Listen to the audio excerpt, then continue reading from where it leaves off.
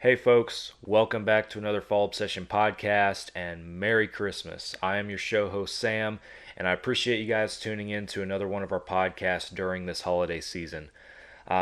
We get to do a lot of really cool stuff here at Fall Obsession, but one thing that I really enjoy doing for the past 3 years now is being a part of our annual veteran hunt giveaway, basically.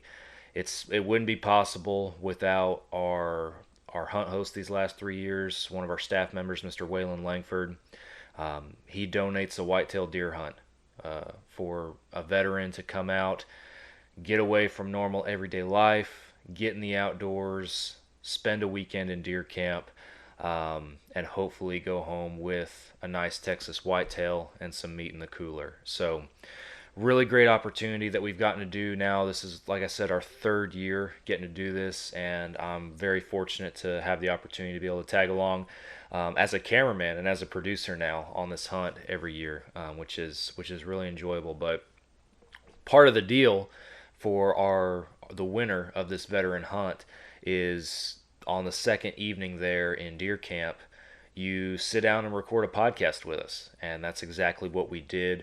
Miss Bridget was our winner this year in our third year doing this, and her husband Larry actually got to tag along on the hunt with us. So we sit down with her and her husband Larry and another guy there in deer camp, as well as myself and our hunt host Waylan, and have an awesome conversation about the weekend, about the hunt, and of course about Bridget, her life, and her military service and everything. So, hope you guys enjoy this podcast. A couple things I want to hit though in this little intro segment before we get to this week's episode. The first one being, just real quick, I know our last two podcast episodes, 166 and 167, were about our flatland Colorado deer hunt with myself, Tim Burgess, and Mike Teepee. Great episodes. I won't say any more than that. If you guys haven't listened to them, go back and do it. But we left off the last episode titled Flatland Whitetail.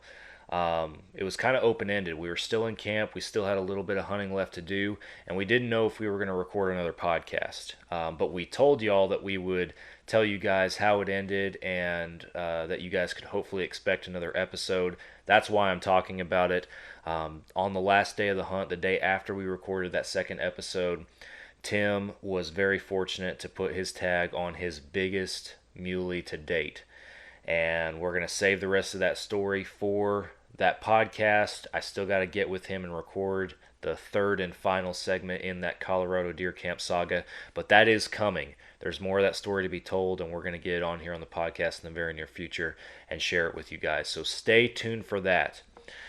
And then before we hit the episode up, we got to give some shout outs to our partners that have joined our Fall Obsession podcast family and are helping to make sure that you guys are getting a new episode every single week. That first partner and our flagship sponsor for Fall Obsession podcast is Hoot Camo. The guys over at Hoot are very down to earth. They're blue collar guys just like you and me, and they design camouflage. They're Texas based. They design the gear, they design camo patterns, they do the whole 9 yards, and their goal is to provide high quality camo that is on par with the industry leaders, but at a price point that blue collar guys like me and you can afford.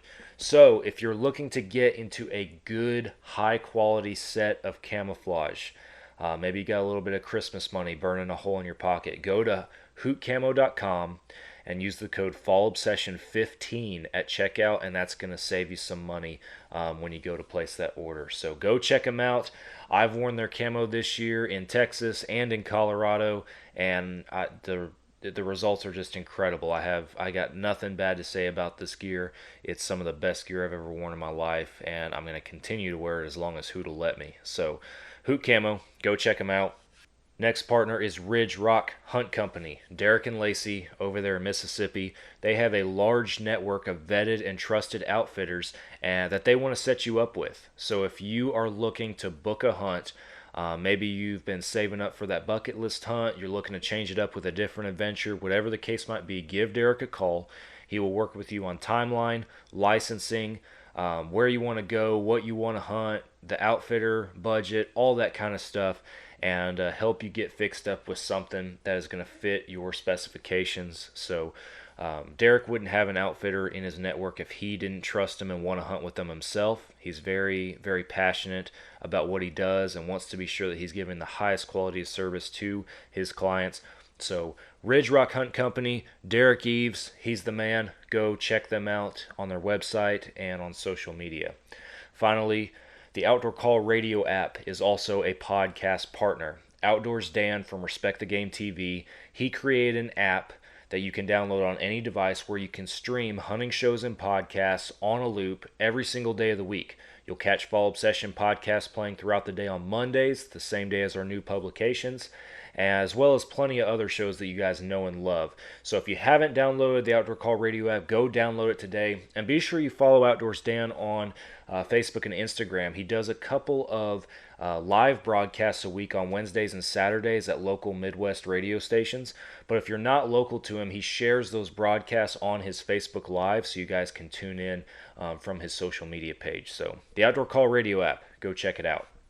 Last thing I'll say, if you guys are partnered with or represent your own brand in the hunting and outdoor industry and you're interested in maybe partnering with us and being a part of this Fall Obsession podcast family of partners that we have over here and advertising in the sponsor segment that I'm talking in right now, there's a way that you can reach out and we can talk details. You can go to fallobsession.com/podcast. There's a form on there that you guys can fill out that'll put you in contact with myself and our production team, and we can talk about the specifics, we can talk analytics and expectations, what you guys are going to get out of it, and all that good stuff. So if you're interested, hit us up, fallobsession.com/podcast.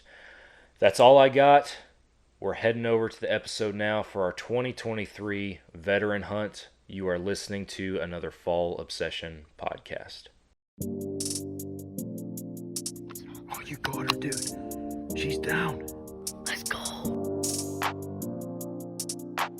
Dude, I just shot a deer of a lifetime. Freaking smoked him. One with nature, and if you're a believer, one with God. Definitely gets your heart pumping. Boy, you are in trouble. Fall Obsession Podcast. All right, we are back for another Fall Obsession podcast, one that we get to do every year, the past 3 years, which is awesome. Back here, if y'all are watching the video, in veteran Deer Camp 2023, all thanks to our Hunt Host Waylan Langford. Welcome back to the podcast, and thank you again for hosting this hunt. Thanks, sir, and everybody's welcome. Yeah, it's been an awesome time. Our guest this year, Miss Bridget, you are our veteran hunter this year. Welcome. I know you've been in camp for a couple days, but welcome to Hunt Camp. Welcome to our podcast. We're happy to spend the evening with you. Your husband Larry is with us as well. Welcome, man. Yep. Glad to have you. And this young fella over here, Dylan Gann, is also with us, one of the other hunters here in camp and helping us out this weekend. So welcome to the podcast, man. Happy to have you on with us. Thank you for having me. So we got to break the ice to start and everything, and I want to give you the opportunity to just introduce both yourselves and just tell us a little bit about your background, where y'all are from, and we do want to hear about your service in the military as well, as a veteran. I'm Bridget Seybert, and I am from West Virginia. I've been in Texas for almost 4 years. I joined the military when I was 17 because for some odd reason I wanted to be like a fighter jet pilot in the Air Force. And then the Army recruiter came along and made it sound, wonderful. And so I ended up in the Army instead of the Air Force. Looking back, I wish I would have been in the Air Force because they got it a little bit easier. But I served 14 years total, and I enjoyed it. I miss it sometimes, and then other times I don't. Yeah. But where were you stationed? So the last 10 years of my military career, I was stationed. I was with a field artillery unit in the West Virginia Army National Guard, with a great group of guys that became like brothers and dads to me. And I was a truck driver, 88 Mike, and attached to a field artillery unit. So at that time, all combat MOSs were still closed to females. So I was attached to them as a truck driver. And they all kind of took me in under their wing. After a while, at first, they weren't happy about it. I was the first female on that unit, and they didn't like it at all. They didn't talk to me for probably 3 months because it had been pounded in their head, you know, like, don't say anything wrong, don't, you know. They were used to saying whatever they wanted, doing whatever they wanted, not worried about They felt like they had to tiptoe around almost, yeah. Yes, they did, big time. And then, you know, once they got to know me, they realized I was probably worse than half of them. So it worked out well, and I finished out my military career with them. I got out in 2015. I just was at that point, you know, that I was kind of done. Yeah. You know, I was getting a little burnout, and the military was changing, and my son, he got tired of me being gone a lot, you know, so that was that. Did you deploy at all? I did. I deployed in 2010 to Kuwait, and I was stationed in Kuwait in Camp Buring, and then we worked in Iraq. We worked at the Kabari crossing, border patrol, vehicle searches, border searches. I had a fairly good deployment. It wasn't terrible, thankfully. But it was an experience that, you know, helped mold who I am today. Right. Well, certainly not to sound cliche in anything, but we do want to say thank you for your service to our country and through our military and all that stuff. Thank you. We're very grateful. It's something that, at least at Fall Obsession, and I know Waylan personally, me personally, all of us we're very grateful for that, and this is one way that we hope that we can kind of display that and kind of give back in that sense. And I think we're very grateful awesome for y'all. what you guys do. Like I said, whenever you called me, because I had no idea that he had entered me or nominated me for this hunt. No idea at all. And so when you called, I think we were leaving Walmart, and I didn't answer the phone because I didn't recognize the number. Yeah. And because I don't like people, and I just, you know, I'm like, I don't know who this is, but I'm not answering the phone. And then you left a voicemail, and I was like, what is this about? And I had it on speaker because it was connected to the Bluetooth. So Larry's listening to it at the same time that I am for the first time. And he's just looking at me, and he's like, you won. And I'm like, I won what? What are you talking about? And I was like, what did you tell them? Like, because I'm very humble about my military service. You know, I was in for, 14 years, but in my opinion, I'm like, I have all of my arms and legs, and I came home, and I'm still here, and so many people sacrificed so much more than I feel like I did, that I was like, so many other people deserve this hunt more than I do. Like, what did you tell them? And he's like, I didn't tell them. I just told them about your service, and what you do for me, and what, I don't know what the hell he told y'all, but this is unique because this is the first time in the 3 years that we've done this that we've had both the veteran hunter and the individual who nominated them for the hunt together. Right.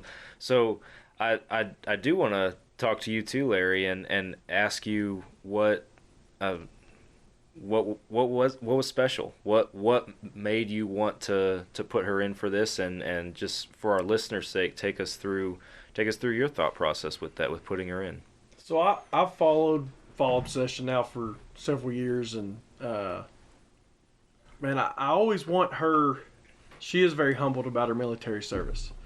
She doesn't ask for discounts or anybody to give her a break or anything like that, and I feel like she needs that recognition. She's such a humble woman, and coming into my life, she took her on a role of a stepmom, which is hard, but she took it on at full force and like just is all there for my kids and has been wonderful to us. So I knew that like she deserved this. She deserved the weekend getaway with no kids and she loves hunting, loves it, and she's ate up with it, and I knew that she needed a chance to go and get out on her own and be able to go experience it, and while she does hunt quite a bit at home, it was around that veteran military background deal, and I had a feeling that if I put her in, that we would get the chance, because she is very special. That's awesome. We've talked multiple times these past couple of days that we've been in camp about just as we've gotten to know y'all, and we've pieced a timeline together of the events and y'all's end, our end, all that kind of stuff. How God has a plan for everything and how things fall into place. And I know as we unfold the story for the podcast and everybody, I hope it's apparent to other people too. But it's apparent to me at least. I feel like this, you guys, coming out here, both of y'all together at that, being able to come out here, experience this together, and then all the other things that unfolded throughout the weekend, and given also what you guys have told us about your struggles with your own seasons and your own hunting efforts, and even in just hearing you talk, it's obvious that like y'all are very big even in your own hunting efforts on putting the kids and family and everything first too, which is really cool, getting them outdoors. You've shown us videos of your son recovering his deer just a few minutes ago and everything, and watching him go up there and everything it's awesome. But so I don't know, do you have anything to add at this point, Waylan, or anything that you want to talk about before we get into the actual events of the hunt? No, once again, let's hey, this whole thing was started for our veterans. Yes. And like he said, and you probably hear it all the time, thank you for your service. That was a big thing that it just hit me one day, and I was like, I just felt like doing it, because I never have before. And it's turned into a cool thing that we're doing each year, and each one is unique, and each one makes me go home happy. Yeah. I've really enjoyed these 3 years that we've did this. Yeah. So thank you again for your service, and thank you for nominating. We had apparently a lot of nominations. More this year than we've ever had before. Yeah. Yeah, it was pretty awesome to see. And 2-3 years ago, I remember, Waylan, you came to me and was like, hey, this has kind of been on my mind, like I want to give back in this way. Is there a way that we can figure something out or do something? And we worked through all the details, talked through it, and figured this thing out. And what's been really cool for me, not just to see more traction as far as how many people we're reaching or the people who are interested in the opportunity, to come out here and hunt, but also the interest, like with you, Dylan, on other guys that are out here. Because the first year, it was just Waylan and I out here with our hunter, which was Mark, which was an outstanding trip. I can't say enough about it. But I got, even from some of the guys that aren't out here this weekend that are on this lease, I'm sure you did too, but I got several text messages and phone calls from guys like, hey, I don't know if I'm going to make it out, but if you need anything ahead of time, let me know. Like, other guys on the lease are wanting to be involved in some capacity with this hunt, or Dylan, you're physically out here with us, this weekend too, and it's cool to see that. I don't know, that bond and that connection, developing in it as well. I think that's really cool. But So I want to talk about your. Obviously, you're coming out here. You've won a hunt, but I want to talk about your expectations coming out here. That's always a question I like to ask, as far as, because not only for a deer hunt or how big the deer were going to be or anything like that, but we've talked about before how this is not your typical deer country environment. Right. So what was going through y'all's mind as far as coming out here to hunt, and where you thought you were going to be, what your expectations were? Let's kick off with that. Initially, I was just like, heck yeah, I got to go hunt somewhere different, instead of looking at the same scenery, that I normally do. But I was like, I knew that it wasn't, it's not a high fence, guaranteed thing. I knew that, these are free range deer, and I might see something, I might not.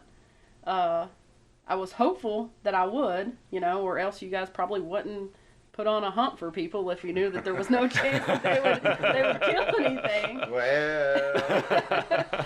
But I knew that, it was more about the experience and the opportunity that I was looking forward to. Yeah. And it has been an experience. One I won't forget. We'll get into that, I guess, as we go along. But I don't know that I had a whole lot of expectations. I was just ready to go, That's awesome. Um, What about you, Larry? Man, kind of like she said, we're used to tall oaks, very short shooting lanes, 60, 70-yard shots max, and you're staring down one small hole for hours of that day. And every time you sit, you're at the same spot. And I knew that out here in this country was wheat fields and mesquite trees, and I didn't know if we were going to be in tower stands, what kind of setup we were going to be in, but I knew that we were going to be able to see a long ways. Yeah. So I was excited for that, as opposed to what we get to do back home. Yeah. So it was, I didn't know what kind of deer we'd see or even be allowed to shoot. It was pretty awesome that he was just very open to, you find you a good buck and have at it, Yeah. Thank you for that. And, a lot of times people pay for these deer leases. So they, you're at the mercy of what you're allowed to shoot. Right. And man, they were wide open with her, gave her free range, and it was awesome. Very cool. So as we arrive in camp today, or not today, excuse me, yesterday, we had a little bit of rain come through. Not just a little. Not just a little bit. We had a lot of rain come through prior to our arrival. And Dylan got the brunt end of that on the scouting efforts, and I'll let y'all talk about that, just as far as the roads out here and the access concerns, I guess you could say, with the amount of rain that we got, because everything's dirt out here pretty much. So yeah, everything is a dirt road, and they are very, very slick. Yeah. If you even just get a quarter of an inch of rain. I've been in the ditch many times, and the only way to get out is to have a tractor come pull you out. Yeah. So all week long, I have been glued to the Weather Channel.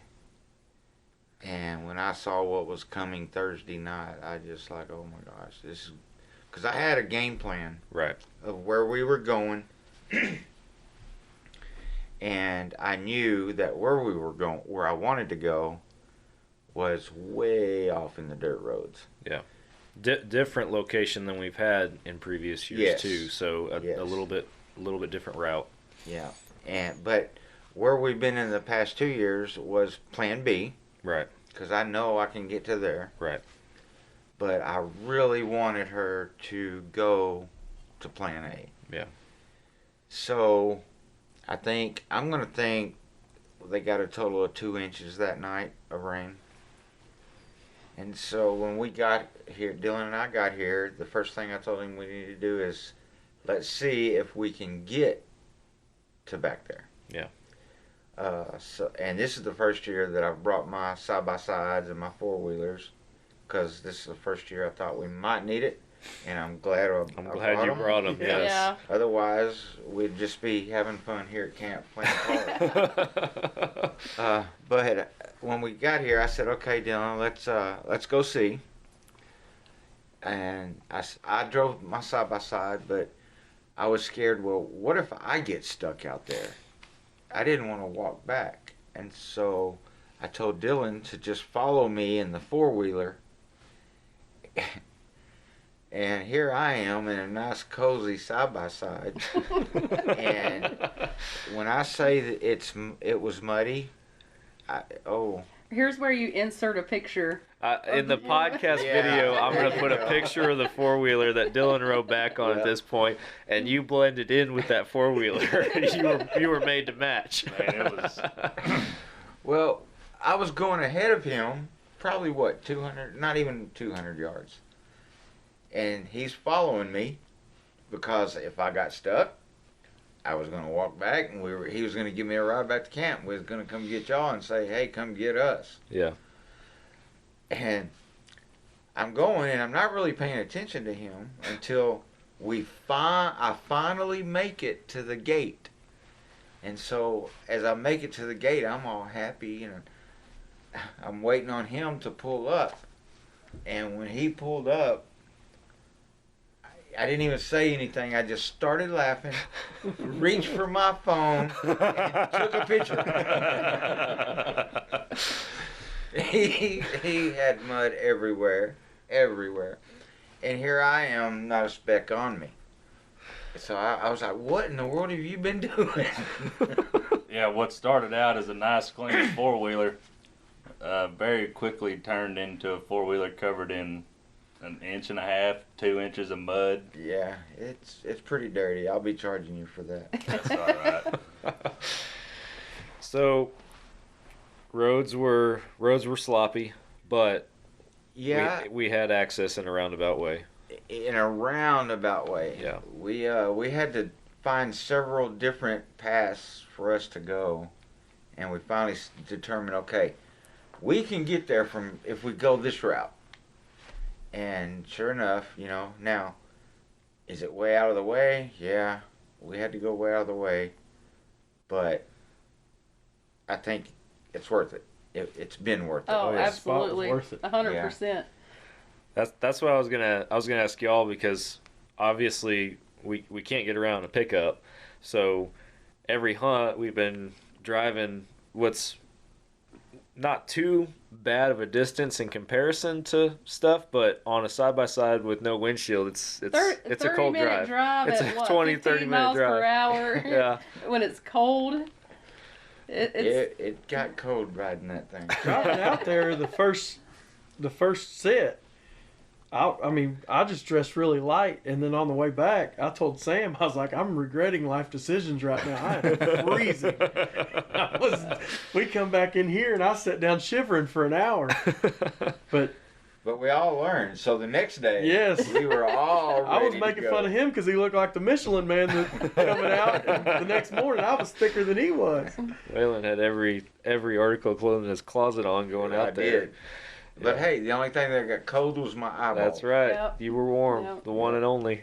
But so we're gonna get into the first hunt. We make it out there. We're sitting in y'all call it We call it the cabin. The cabin, and Yeah. it's a massive elevated stand. And Dylan's hunting in a different stand, but the four of us are able to all comfortably fit in there, which was awesome. We've also never been able to do that in the past with our veteran hunts. It's just been me running camera with our vet, and Waylan hadn't been able to. We just hadn't had room in the stand, so that was really cool that we were all, I thought, able to pile in there too, which it definitely adds to the experience. But I'm gonna let y'all kind of take it into the first hunt and talk about that, because it wasn't long before we started seeing some stuff. Yeah, so there were actually how many deer in the field when we got out there? Quite a ton. few. I mean, there were probably 20 deer out in the field whenever we arrived, at the location, headed to the stand. And, of course, we spooked them, and they,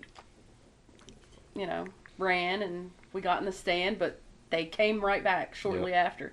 And immediately, like, my first thought was like, golly, like, it's like, here comes one. Oh, there's another one.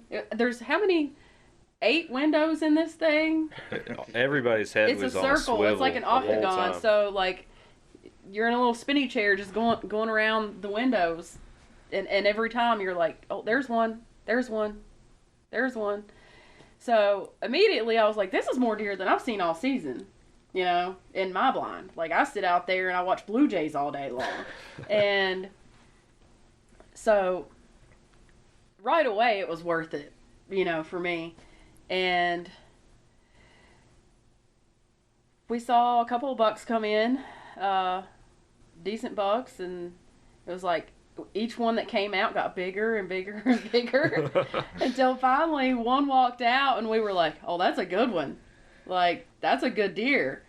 And he was, how many yards from the stand initially? Like, starting out, he was almost 600. 600 yards. 670, I think is what you. Yeah, he and, was out there. Well, I mean, but that's the thing. Like, She can't talk about it. it's just you have. I mean, obviously a long ways, and y'all came out here like you have a firearm that's has Fully an optic capable- and fully capable of long of it. shots and everything, and you yourself are comfortable to some longer ranges than most. Yeah. Just your average deer hunter, I'd say, but I mean, still, obviously, that's a haul. That's Yeah. a long flinging shot. flinging anything out there, and so it comes down to the deer's not coming to us. So are we going to watch him, or are we Right. gonna try to go to him? That's what it comes down to at that point. And we decided that we were going to get down. You and I were going to get down from the stand and try to get as close as we can to him. Yep. So we're like, I call it duck crawling or duck walking, and my legs are sore today from it. Up a fence line, trying to get as close as we can to him, and like, I swear, it felt like I had walked a mile, and I turned around and looked, and I'm like 10 yards from the feeder. So we walked a little bit more, and how far did we eventually get? From, like, maybe 150 yards? It was probably around 100, give or take, maybe. Yeah. I But would say 100. yeah, From the stand. I remember we got down, we went a little ways, and you were like, how far we gone? And immediately, oh, we're not far at all. Yeah, I turned around and looked, I was like, oh gosh. Yeah, but we kept going, and that's where, in hindsight, when we talked to y'all two that were still in there, you know, we kind of pieced together the story and what all happened. But, you know, we went down there after one good buck in particular. Mm-hmm. But what we didn't realize, you and I, was a bigger one had come out, and they had seen it. But we didn't. We hadn't, and we found them eventually. But I know I want y'all to share y'all's perspective too, because we're over here just pilling around on the fence line trying to get in place, and we were still like, I think what stopped us was that doe that the buck was ultimately behind, that we didn't see. We saw her come out, and we didn't want to get blown out of there, Right, so we right. bumped over to the So fence. we stopped and got on the fence and tried to get set up there, and we ranged the deer that we were after, and he was 430 yards. Yep. So I'm trying to see him, and like, there's I guess it's wheat. Is that what's growed up around the fence right there? I mean, Just weeds, whatever. weeds and sticks and stuff. Yeah. So, like, ground level, I couldn't really see well. So I stood up and I rested the gun on a T-post. A wobbly T-post of all things. And I take my beanie off and put it on top of the post to try to, you know, help a little bit. But I'm aiming at the deer that we saw. And I guess at the same yeah, they can tell. I guess at the same time that I'm aiming at it, we can switch over to them and let them tell their story from the blind. Well, when y'all got down and you're taking forever to go, Larry and I are sitting in the stand, and you know, of course, we got our binoculars and we're watching y'all. And I think you said there's another deer coming out in the corner. in the corner is where all these deer were coming out. And so I throw my binoculars at that, and I'm like, oh, that's even a better deer. And we both looked at each other. That's a big buck. That's a big buck. And so I look back down at you, and your rifle is pointed in the wrong direction. And I'm going, please see him, please see him, please see him. He jumps the fence in the field where your buck's at that you're going after. And I'm going, surely they see him by now. Surely. And finally I saw that rifle switch directions. I'm like, okay, they've seen him. It was also we weren't just trying to get on the buck we went after, but we were just trying to identify which buck was which, because at that point there was like 6 different bucks in the field. There's multiple bucks out there, some big, some small, and at 430 yards we can make out antlers, but we're trying to figure out which ones are which. We're facing west, so the evening sun's coming into our faces, and they're like silhouetted against that back fence line and weeds on that field that they're in. So I'm just studying these deer, trying to figure out which one's which. I'm asking him, I'm like, which one is it? And then he's like, it's that one right? I'm like, which one is it? And he's like, okay, do you see this deer, or whatever? And then he's like, it's 4 fence posts to the left. And so I'm out there this trying to and that's in a field with about 60 deer. Yes, there were like 60 deer in that field at the time. I was like, do you see the buck that's under the fence post and the windmill or whatever? I said. She's like, no.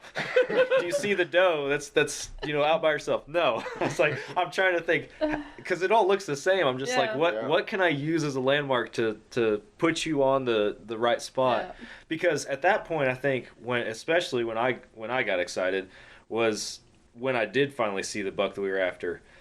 Or that came out later, I should say, because I'm trying to make out antlers. I'm trying to see antlers gleaming in the sun to figure out what's what. And when I did finally see him, his rear is directly facing us. He's facing away, straight away. His head's down, and you can see his beams and all of whatever points he had on either side of his body. And I'm like, that's a big deer. Yeah. And so that's when it's like, and I think. And they eventually, the one that I was initially aiming at and him ended up beside each other. Yeah. And you were like, he's the one on the left, and then somehow they crossed over. They kept switching too. They crossed over, and he's like, well, there's the one on the right, and. Well, what did you say to her when you finally said, oh, that's the one? So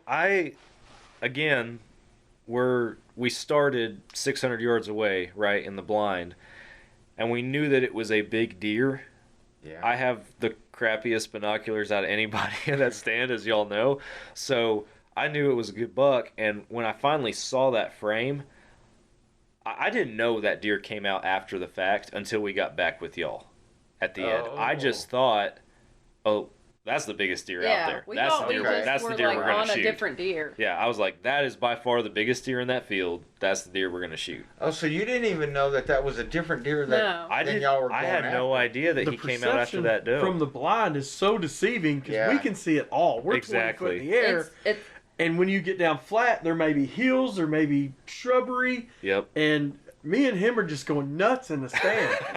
And it's 1,000% different. I'm like, do you not see that deer standing right in front of you? And it wasn't until today when y'all were down there, I was like, these deer are like nose to nose with these guys and they're not seeing anything. They're not turning their heads. And then I start range finding it and there's a 300-yard difference. But in the stand, it looks like you're touching each other. Yeah. So for us, it was like, man, they're right on top of them.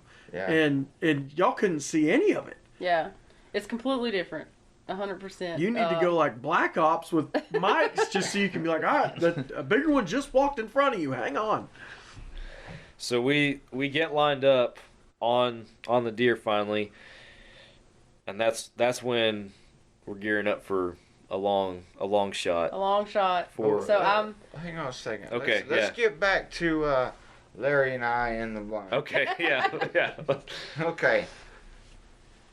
I have never seen anybody that wasn't behind the rifle about to shoot a buck get as bad of a buck fever as he got. I've never seen it before. We're both looking at y'all in the binoculars, and he says, "Man, it's hard. I'm shaking too much." And I pulled my binoculars down, and I looked over at him. He's literally his I don't see how he's seeing anything. Those binoculars were just. And I had your binoculars. His binoculars were doing the same thing my knees were doing. He's just going. I'm gonna have a heart attack. Oh my gosh! Can you not see the deer? Oh, I'm gonna die right here. Man, so my wife is not your average female hunter. And not saying female hunters aren't, all into it, but she's into it. Yeah. And she gears up. She goes on her own.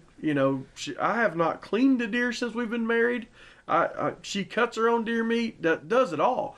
So knowing how passionate she is for it, that she's fixing to have an opportunity at a possibly 140, 150 class buck.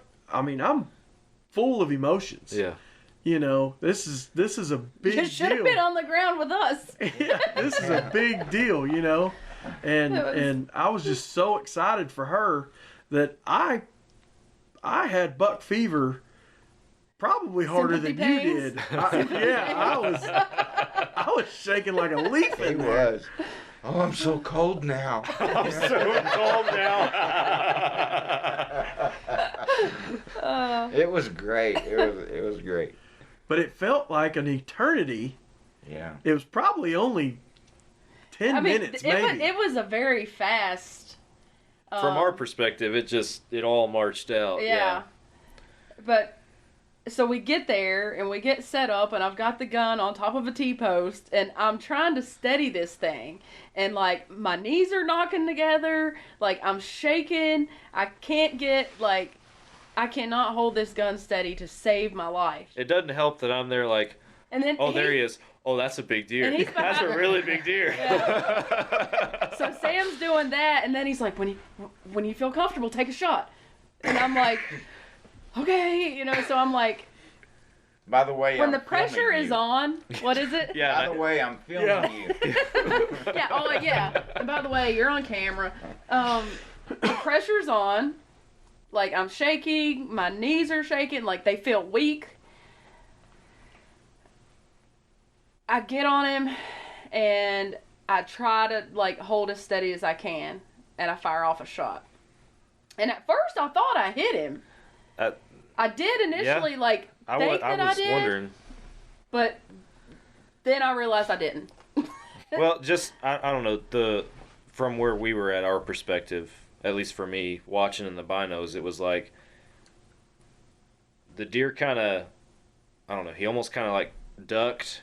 He acted in the moment like he'd been hit, but I didn't hear the thud. Yeah. Right. And then it was quickly after that I was like, no, he's not hit. And I'm like, reload. And she reloads. And he ran, and then I had to figure out which one he was again. Yeah, then we're right back where we started again. Then 60 deer made a circle in the field. Yeah, they all just kind of like mingled together, and I'm like, okay, where's he at? And we went through the whole process again. He's like, well, do you see this one? No. And he probably added almost 75 to 100 yards to his distance at that point. I think in the end, he was 530 yards, and we were just like, that's too far. Let's go back to the blind. After I took a second shot at him and missed it too. He ran out into the field, but he was almost like looping around. So the distance didn't change very much. He was still 430 yards when I took the second shot. The second range I got wasn't much different. But after that, when he ran out, Yeah, we were just like... Because when she first shot, we thought we saw blood going down his arm. Yeah, when he was running. Yeah. But after we got to see the deer a lot more out in the field, once he got past the distance, that he's got a distinct brown line down his right arm. Yeah.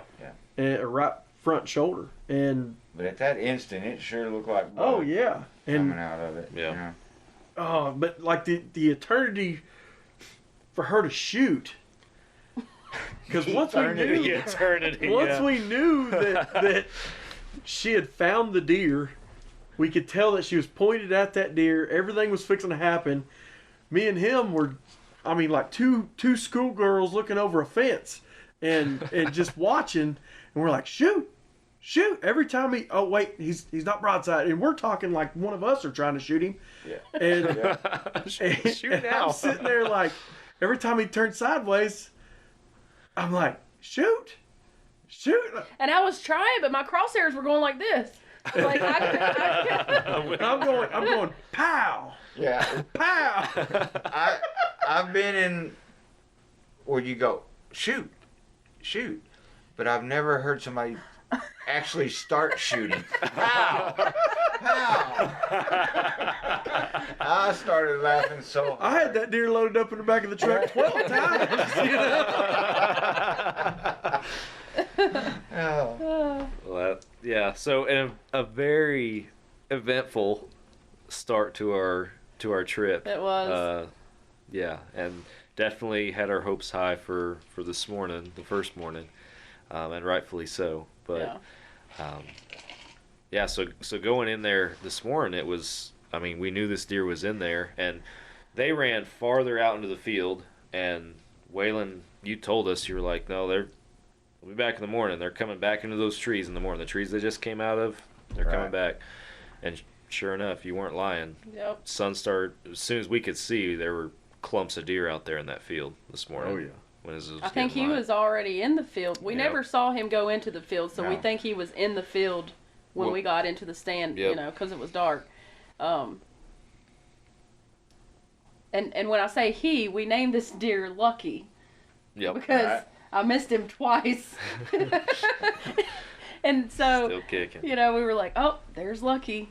And he ended up on the other side of the fence in that little clearing at, I don't know. 350, I think, is the closest he got. That's the closest he got, but he started out Oh, back yeah. at probably 500 yards this morning. I mean, we were all, when he finally got into that clear cut, I think, at least that's when we had the best, for whatever reason, contrast with his antlers against his backdrop, and we all could clearly see, like, yes, this that is was him. Yeah. When This you is can this see deer. a deer's horn at 500 yards with a naked eye, that's a big deer. Yeah, it is. And you knew right away that was him. And so we were like, okay, what's our plan? Are we going to try to get close to him again? Or I was like, honestly, I think if I sit here and I get a good rest, I'll be calmer than me trying to like low crawl and walk and you know, get close to him and all the things. So I got comfortable and I felt steady. I felt calm. And he kept getting inching closer and closer, you know, a little bit at a time. And he'd stop and he'd look at the does or whatever, and then he'd come about 5 feet closer. And so we'd sit there what felt like an eternity, but he finally got to about 350 yards. Yeah. And like I had the crosshairs on him, but he was looking straight at me. And I was waiting and waiting for him to turn broadside. And the minute that he turned broadside, a doe jumps the fence right there where he's at, and they run off into the bushes. And I'm like, oh, man. I think everybody's heart dropped. Yeah. It did, because you know. Like, cameras are going, like, it's like, this is about to freaking happen on Yeah. this deer. Everybody's pumped, and he was 3 seconds away from I think being so. a dead deer. But so it seemed like in the blind that, you know, everybody's kind of like, you know, spirits kind of sunk a little bit after that. And I mean, we know the deer, whether it's that hunt or the next one, will be back, but still, you're just, the anticipation had built, and then deer bolted out of there. And then I'll let y'all talk about your tradition, your tradition that y'all have in every hunt. So one of the things we like to do is sharing God in the outdoors. And there's no better way to teach your children about the creation than watching the sun come up. And seeing things come to life and teaching them about the seasons and how deer are and all the animals, you know. And so we started a tradition years ago when my kids were little that when we get in a blind, we pray.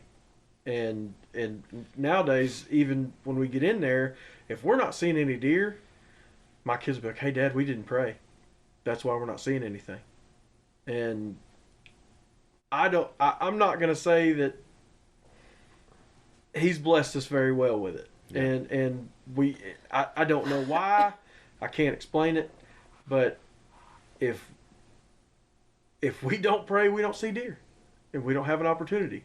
So we've made that a tradition of ours that we pray, we talk about God in the stand, and we discuss things. And I looked at Bridget after that deer had run in the woods. I said, we didn't pray. And we stopped what we were doing. Everybody bowed their heads, and we said a prayer right there in the stand. And it wasn't 3 seconds.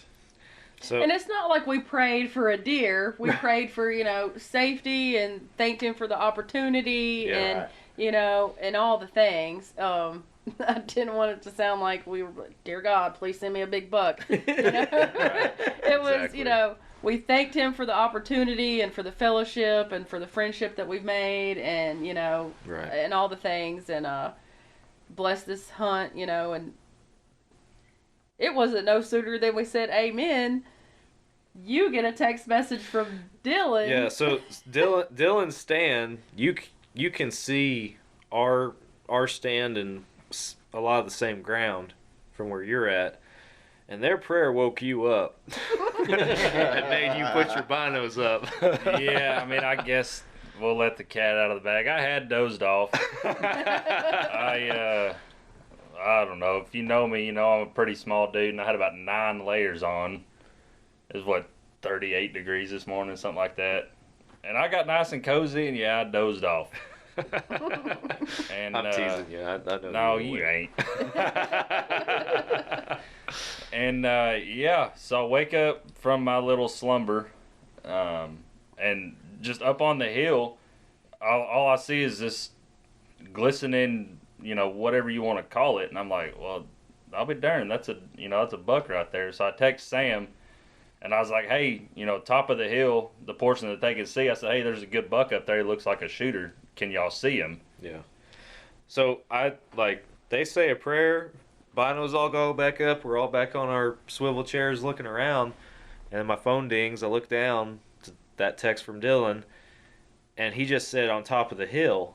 And so my mind just went the hill that him and I can both see. And just when I looked up, it was meant to be. That's exactly where my eyes landed as soon as I looked up, and I saw the doe that was in front of the buck, right away. And so my binos went up, and then I saw the buck, and I'm trying to, again, we're playing this game where we're trying to call out to each other, and no real landmarks, trying to tell each other where these deer are coming at. up right there too, so yeah. It's like we were all kind of blinded. But I remember you saying, "Okay, do you see this tree right here?" No, I think I was the last one to even see it. I didn't see it until he had walked out into a clearing because. Well, and at that point, we've got 4 rolly chairs huddled up into one window in the, in the. I was going to come back up when you said, hey, when we got through with the prayer, we all went back, like Sam said, to our normal positions. We were all looking in one positions direction. Were looking for that buck that just went into the woods. Yeah. And true. so when you said that he texted it's on the hill, all of us seemed to just woo. Went from that side of the cabin to this side of the cabin. Yeah. Yeah. Everybody wheeled over there all at once. Yeah. But it was a good buck. A good buck coming down the hill. Stud of an 8-point. So you're trying to get lined up on him and get everything going. What's going through your mind as once you did finally find the buck? I don't know. Honestly, please hit him this time. Were you calmer this time? I was calmest when I had Lucky at 350 yards. I was ready for him to turn broadside. Yeah. I was ready for that shot. It just didn't happen. Yeah. By the time this buck came out, I think I got buck fever again there for a minute, but well, it was also it all happened so quick. It did. Too, it happened so fast. It happened so fast because, after he ran in chasing that doe into the bushes or whatever, I was like, this morning hunt's over. That's kind of what went through my head was, because he was kind of the deer we were after, you know, and I thought he's not going to come back out of those bushes now. And so when this one appeared, and y'all were like, oh, I honestly have no idea what that buck looked like until we walked up on him, because all I know is y'all said he was a good buck, he was a shooter, and I was like, okay.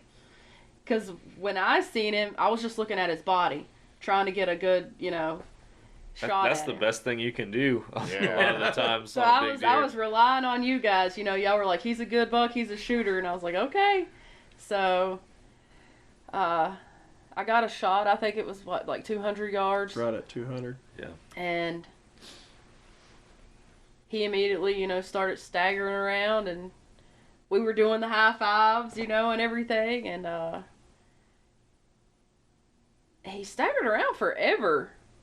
And then went behind a tree and stood there, and he fell over, or did he get back up after he fell over the first time? He got back up. He got back up, so I had racked another round, and I shot him again, and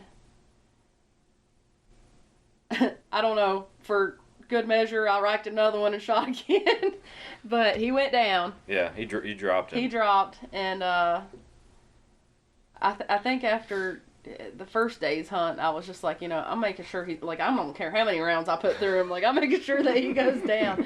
But he went down, and like we were all just like celebrating, you know, and I had no idea what he looked like, you know.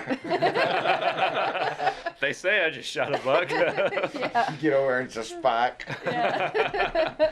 Well, and then you're in your stand, and I like the theme that the trip has turned into with different various people throughout the trip having a bird's eye view. But you're over there after you tell us the deer's there, and you're watching the whole thing practically. Yeah, I see the rifle barrel come out of the window of the blind.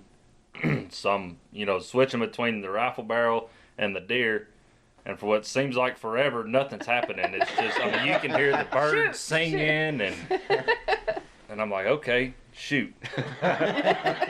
Crickets. Shoot. Wow, something. Shoot the deer. That's what we're here for. We ain't deer watching, we're deer killing. And then finally you hear that majestic, whatever you want to call it, pow when the gun goes off or whatever. Yeah. You see him kick, and I mean the rest is history. You saw now. the buck too, I guess, when she shot. Yeah. No. Yeah, he was a shot deer for sure. So that was, I know I was tickled. Like, it's just it's always, I was too. Yeah. Yeah. Nobody, and as we've told y'all, like, you're the first vet we've had on this hunt that has gotten their buck that early, you know. So which I think is awesome. We like getting it taken care of, you know. Yeah. Not taking it down to the last minute. It was funny because, like, as soon as she shot her deer, I looked out the other window and said, "Lucky's back." Yeah. Very convincingly. Yeah.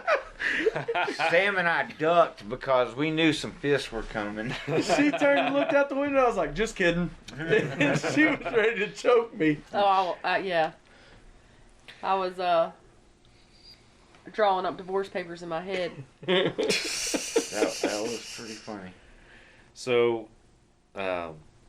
when you did finally get to lay eyes on this deer that you had shot, that everybody told you was a good buck, Yeah. what was going through your mind? Well, first, you know, it's because we're all out there kind of scattered around looking for him, because we knew where he was. He wasn't that far from, 200 yards in front of the blind, you know, so let's just walk that direction. But we're all looking for him, and then I think Waylan and Dylan spotted him, and they were like, hey, we've got him over here. And so I walked over to where they were at, and they pointed to where he was at, and all I could see was his horns, you know, just laying up from the ground. And so I went over there to him, and the first thing I noticed, and I think what I love about it the most is, like, both of his brow tines were broke off, and, like, the tip of his main beam was broke off. So I'm like, this is a scrappy little fella, and I love that. You know, that's what I loved about it the most. Like, it has a story. It's not just, you know, a pretty little rack. Like, he's got a story behind him. Yeah. And I think I loved that most about when I first seen him. And she says, little fella, this is a 150, 170 pound deer with a really nice rack on it. It's a big buck. I don't mean little fella. That's just what I mean. Is a stud of a Texas 8-point. Yeah. Like I'm a sucker for 8 points, and that's I would shoot him if he was on my place. And this is her biggest buck yet. Yeah. That's awesome. You know, when she moved down to Texas and we got together and started hunting, this whole idea of management and waiting on a big one. I had the if it's brown, it's down mentality when I moved down here. You know, growing up in the mountains in West Virginia, you shot whatever you had an opportunity to kill. Right. Because you're hunting for meat. And you've been in the mountains all day. Whatever comes in, you're going to kill. And so I come down here and trying to learn this Texas buck management thing, and you know, Larry's like, no, you can't kill down. I'm like, why not? You know, and you know, a lot of counties in Texas have the, you know, restrictions and the 13-inch rule. 13-inch rule and all that stuff, and I'm like, 13-inch rule? Like, you should see all the little 4 points I've killed in my life. You know, because we killed for meat growing up. That's what I was used to.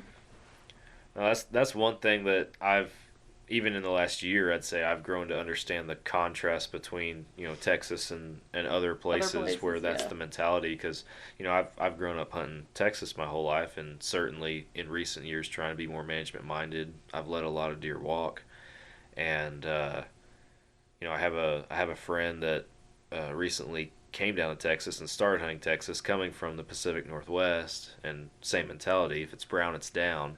So I've been trying to educate him on the Texas way of hunting, but then, like, I go to Colorado and it's like, first deer I get a shot at, I'm freaking shooting it, you know. So it definitely is. It differs, you know, kind of where you go. And in a field like that, you couldn't afford the ammo to get all the brown and down. Oh gosh, no.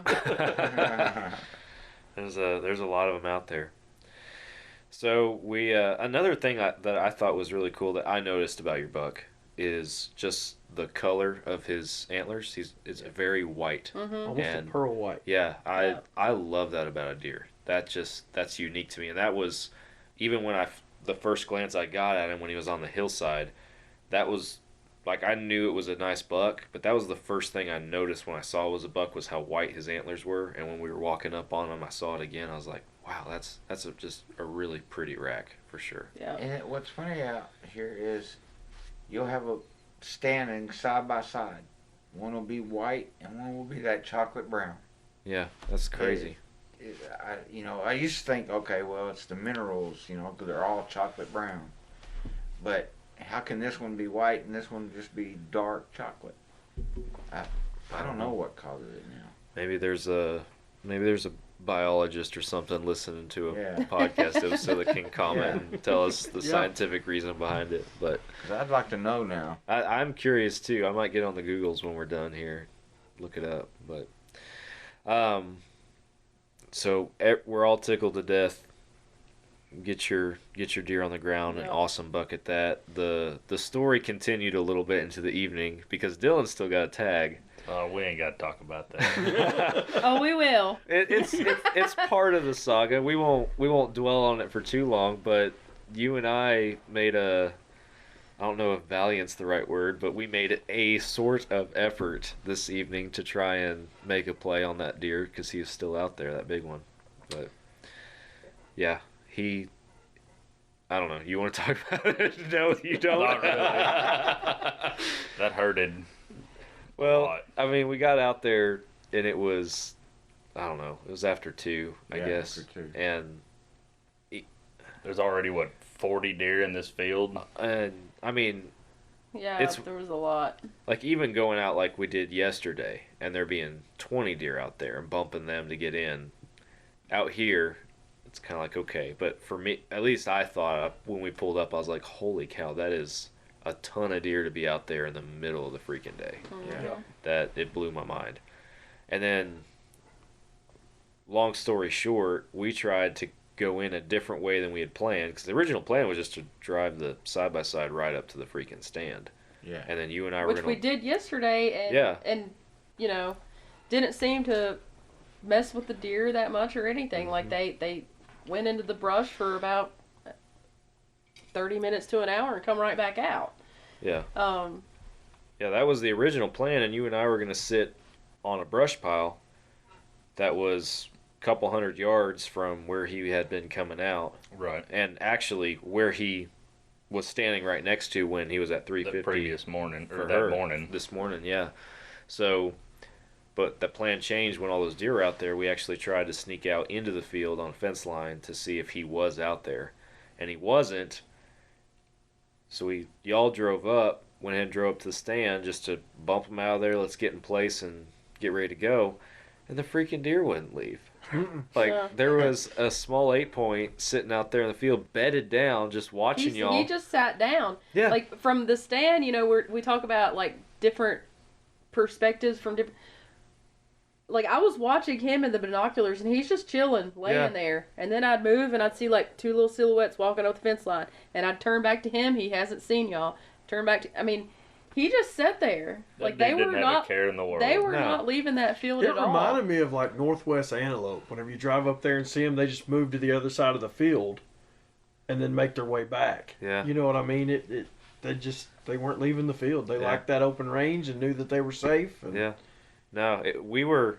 Because at first we were trying to sneak, and then it was like, all right, we just got to walk up there. Like, we got to get where we need to go. Place. Yeah, we were doing measurements with Sam's apparent favorite way, and it's, once again, we're back to the T-post ordeal. He said, hey, man. I never said it was my favorite way. Okay? Well, we're going to say it was, because it's 2 times in this one story that they came up. Both people that you've guided so far. Yeah. There's been T-posts involved. Specifically. Yeah, so we start walking up, and he's like, all right, we're going to stop at this post. Okay, that was a wood post, by the way. 3 of them, but okay. We get to one, and he was like, yeah, we'll stop right here because the deer are used to this stationary object. They won't think nothing of us.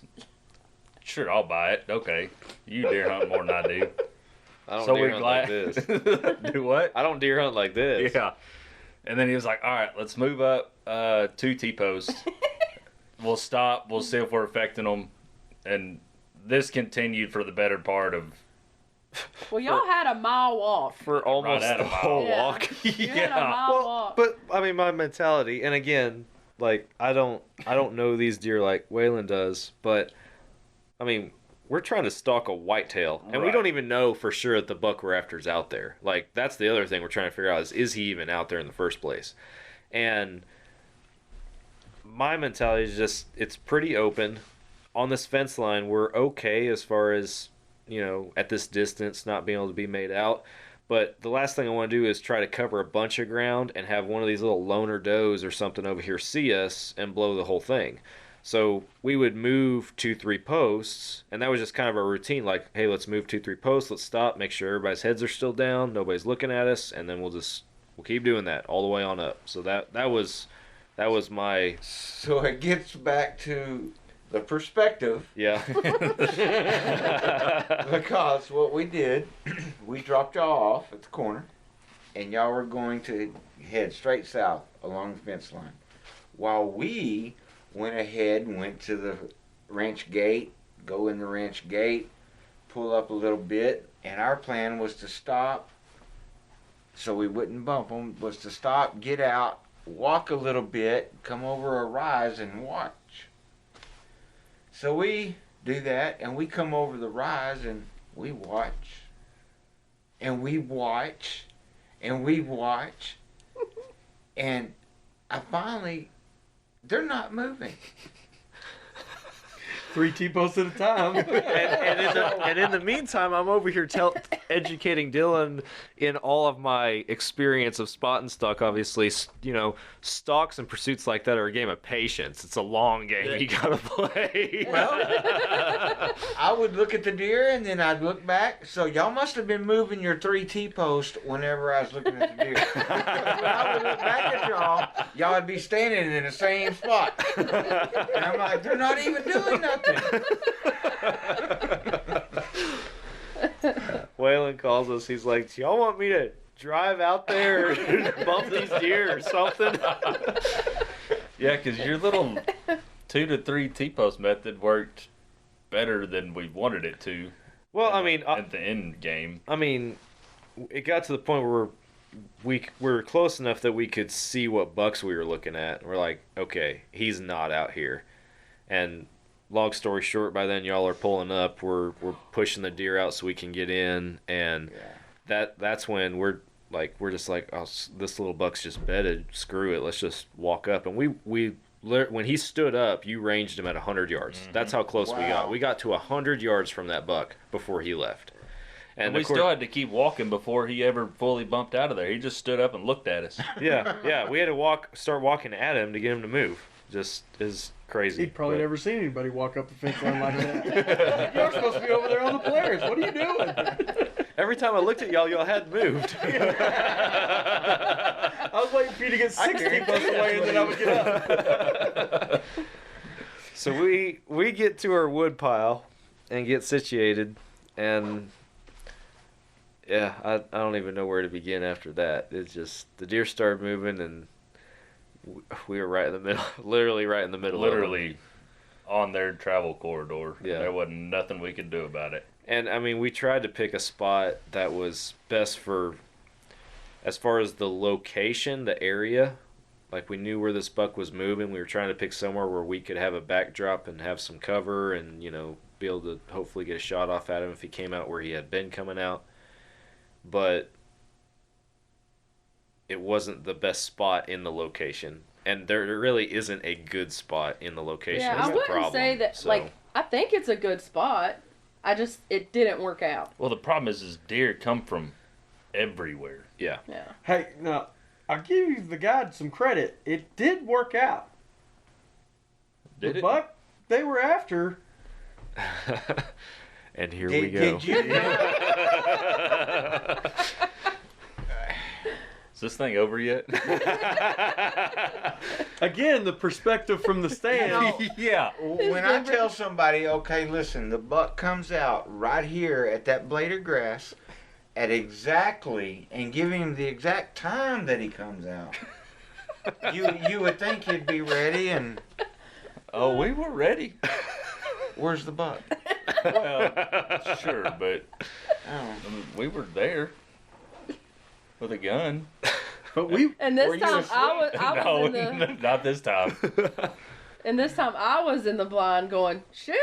Yeah. But backing up to before that, like, we're watching, when we pushed all the deer driving in back into the woods, and y'all got set up, was it maybe 10 minutes? There was like 3 does that came out into the field, and all those other deer were in the mesquites kind of back behind y'all, and we could see the majority of them. Right. And we watched them most of the afternoon just praying that they'd come back out. And when they started to come back out, from what we could tell, like, they were within inches of you.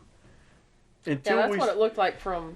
I mean, they came out both sides of you by the drones, and... Yeah, and that was what became frustrating with that spot, and at least the side of the woodpile that we were on was, like, I know we're trying to look back to the west, on the across the woodpile, where we expected deer to come out, and where the buck was, where he did come out, but that last time, for example, I turned around to look behind me to make sure nothing was watching us, and there's a doe 20 yards away from me just staring us down, and then 7 more came out behind her. Yeah. And it was a miracle that, I mean, we got busted by one out in the field, but those deer that came 20 yards from us, like, they looked at us, but they just went on about their business. And I was shocked by that. I didn't think that was going to be the case.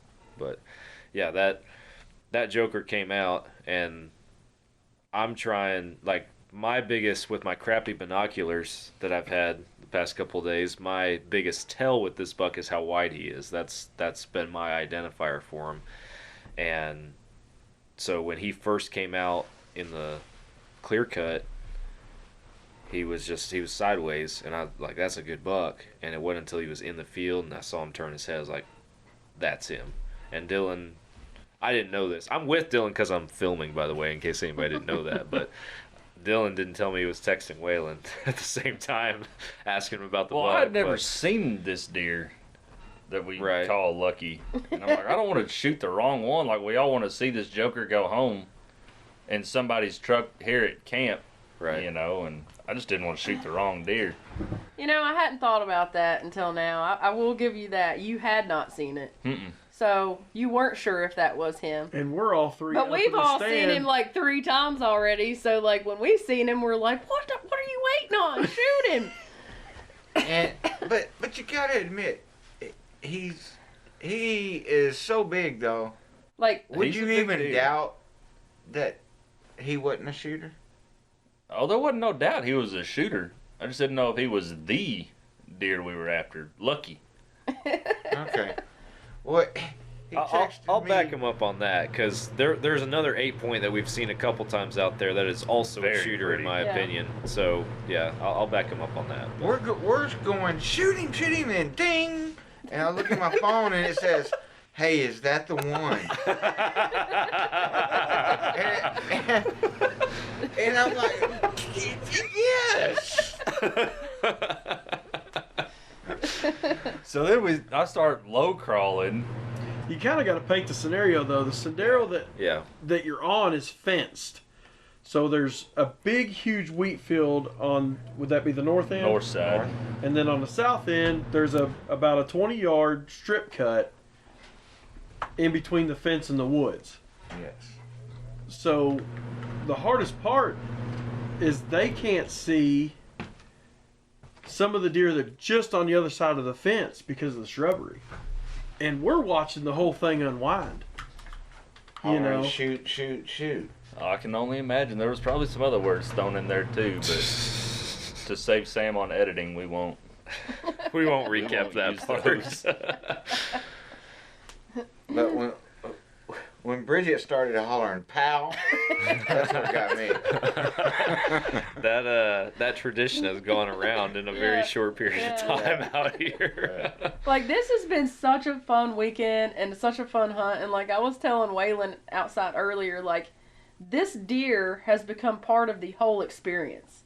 Because it started with day one whenever I seen him and missed that 430-yard shot. And then had him in my crosshairs this morning, but just couldn't get a shot at him. And then this evening, like, this deer has been, like, the theme for the weekend. You know, he's got a name now and everything. And so we all want to see him up close and personal. Yeah. And so, like, you know, we were rooting for Dylan this evening. And so we're up there at the stand, because where we're at, you know, he's right there in front of him. It looks like he could reach out and, you know, touch him, and we're like, shoot, you know. But Little do they know he's actually about 300 yards. He was. And so I think back to me being on the ground the day before, and I'm like, like, it's so much different on the ground. Like, he probably can't even see the deer. I don't know. But for us, you know, being 30 feet up in the air, looking down on him, Yeah. you know, it looks so much easier and so much simpler. And then all of a sudden, we see this black speck just start Crawling out. and we're like, "Is that Dylan? Is that a skunk or is he moving?" we're like, what's he doing? What were you doing? Well, what happened was I was trying to see him. I knew he was in the field, and I knew he was in that far corner. But with just how the terrain rolls out here and everything, you just couldn't see him from where we were at the woodpile. But I look ahead to the fence, and you could tell that's where the deer go under the fence, because all the weeds and stuff, there's a little opening there. So my thought was, well, I'm a pretty small guy. I'll just weasel my way up there, crawl under the fence, post up, and wham, bam, thank you, ma'am. Yeah, no. Well, there was a doe in the tree line that hadn't come out yet that neither of us had seen. Right. And she's the one that caught you. Yeah, because when I was crawling, I'd crawl, 5 feet? I'd turn around and ask you, because you could see him from your spot. We can see the buck, it just with the brush on the fence itself, and as far out as he is, that's where a shot through the fence into the field was questionable. Sure. I guess. So. And I'd turn around, I'd crawl, turn around and say, hey, is he still there? Yeah, you're still good. I'd go another 5 feet. And finally, the last one, And you're giving me crap about my T-post method. You're Well. crawling 5 feet at a time and asking me if that deer's still sitting. And we can see him turn around. Yeah, I because think he's at one like, point you said, "Why is he turning around talking to Sam? Shoot the deer!" But yeah, last time I turn around, I go to ask Sam something, and you hear that horrible blow from a doe that you never want to hear, and kind of look through where the sun was, and sure enough, probably 20 yards. She's a little farther than that. She's probably 50, 60 yards. Which one? The doe that busted him. Oh, yeah. Yeah. Back just Well, it tucked was- up in it those was- mesquites. it was partially her, and there was a small buck up in the corner in the field that y'all may not have even seen. I think, Dylan, we talked earlier, you didn't even know I he never was even knew there. he was down there. He had perked up and was staring over at you. Yeah. And when he did could that, see you. Oh, I couldn't see him. Oh yeah. when he did that, all the deer in the field did the same thing, kind of like that doe did. And so it was a joint effort between that doe that had come out So of the basically, you really ruined it. yeah. Somebody's got to, I guess. No, she busts, one doe runs out of the field and takes off back in the woods, and like I'm seeing where this is going. Like, this deer's about to hop the fence and he's gonna be gone. And so I got a camera going here, I got a camera over here on Dylan, and I got my binoculars up, and I'm trying to like whisper, yell at him like, the deer's gonna come over here, like get set up over here. And we And it see was him, just- like, yeah. he gets set up, like, he gets up out of the prone position, and he's on his, like, one knee, whatever. And we see, and I think I actually was counting them out loud. I was like, because the deer start jumping the fence, like, doe after doe after doe, and, like, he's, like, the sixth in line, and I'm like, 1, 2, 3, 4, pow! And, like, nothing happens. Nothing happens, and I'm like, what happened? What just happened? Like, we all just, like, hung our heads in shame. It was awful. I know it. What is wrong with him? That was it. You just took the air out of the whole stand, and we Yeah. didn't even have a gun. Yeah. We were just so excited for this. It's happening Yeah. because we knew, like, y'all were sitting there. Y'all didn't have chairs. Y'all were just like sitting in the Indian style, I'm assuming, for hours and having to sit perfectly still because you were covered in animals. It's been an interesting weekend. Like, there hasn't been a dull moment. I've enjoyed every bit of it. I told Waylan earlier, even if I hadn't seen anything or got a shot or a kill or anything, like, this has been so fun.